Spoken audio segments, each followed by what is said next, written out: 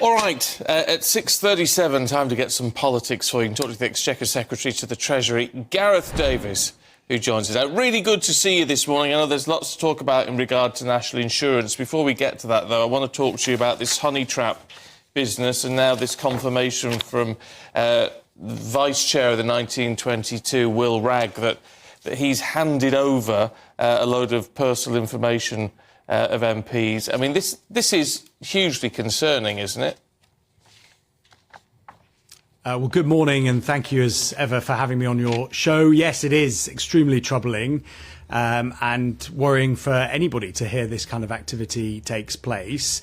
Wragg has, as you referred to, apologised for the action he took, but took in a set of circumstances that I think many could potentially sympathise with, in that he felt compromised and acted in a way that he thought appropriate, but has clearly apologised for that activity. I would just say to anybody watching that feels that they're in a similar position, if they ever feel like they're being compromised or blackmailed, they should report that to the police. And in this case, there is an investigation going on by the police and parliamentary security. And so it's difficult for me to comment beyond what I've just said, but it's clearly a very troubling situation.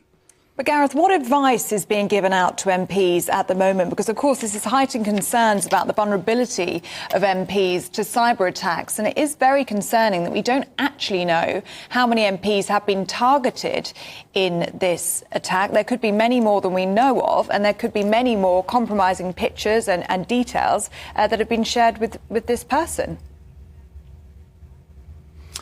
Well, you're right to raise the concern about MPs' cyber security generally. But what I would say is that we do have a pretty robust system of checks in place. We have a very well-resourced parliamentary security department who are constantly providing advice to members of parliament as well as services to us. So there are processes in place, there's resourcing, and there's a department dedicated to this. But clearly, when certain situations happen like this one in particular, there's only so much you can do.